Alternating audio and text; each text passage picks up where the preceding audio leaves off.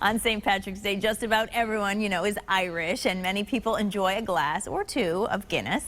The storehouse where it's all made is a pretty impressive operation. News 8's Brian Spiros has the story behind the stout. Pull the top all the way down. It doesn't get more Irish than Guinness, and behind each pint is a story that's rich in history. The name is world known. People love the name. Maybe people love the Irish, who knows? Maybe we're more lovable than we think. The Guinness Storehouse is located right in downtown Dublin at St. James's Gate. The brewery sits on 50 acres. Every year, about 4 million people visit the Emerald Isle. Nearly half of them make a stop at Guinness.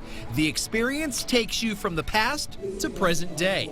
All of it starting with founding father Arthur Guinness.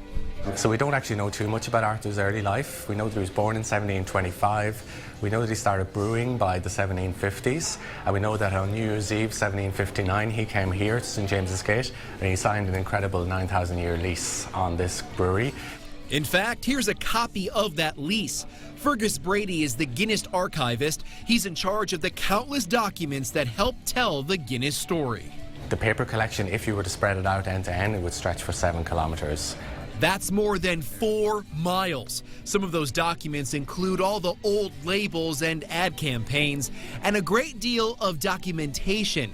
Fergus even found the story of a Guinness World traveler who made a stop in Connecticut. So between 1899 and 1920, he traveled all around the world. He was like an early form of quality assurance guy, a sales rep. So he travels all around the world, tastes Guinness, says whether is it good, is it bad, how can we improve our trade in various markets. So in 1912 he shows up in New Haven and he writes a report about our trade in that particular city. The Guinness that we know today was essentially developed in 1770. The concept behind it all is pretty simple: barley, hops, yeast, and water.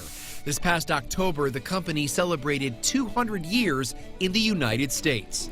When you're drinking Guinness draft anywhere in the world, it's pretty much coming from Ireland, from Dublin. This is where all the magic happens. Tours are open to the public. The brewery making a constant supply to keep up with the demand. They're operating in the window of 3 to 4 million pints of Guinness made on a daily basis. So it's a huge operation. And for them to make a full batch of Guinness from start to finish, it takes 9 days.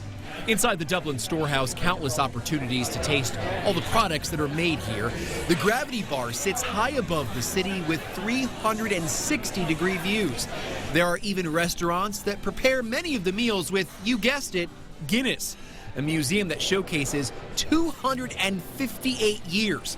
Even the oddest of displays have a purpose, a meaning behind it all. It's a really good experience for those who do love their beer and want to know more about it. While this stout is popular in Ireland year-round, people there recognize it becomes a staple in the U.S. on St. Patrick's Day, which keeps them extremely busy.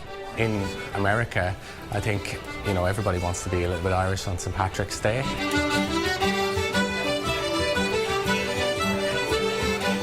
And Guinness is really, really fortunate that it has that intrinsic link with Ireland. That's the go-to drink for people on that special day. The month of March, pretty much, that 1 month of the year, about 30% of Guinness sales globally are done in that month. So the next time you order a pint, you'll know some of the story behind this popular stout.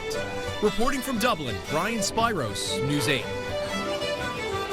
And remember to tune in to our live special coverage of the New Haven St. Patrick's Day Parade this Sunday. Our coverage begins at 1 p.m. right here on News 8.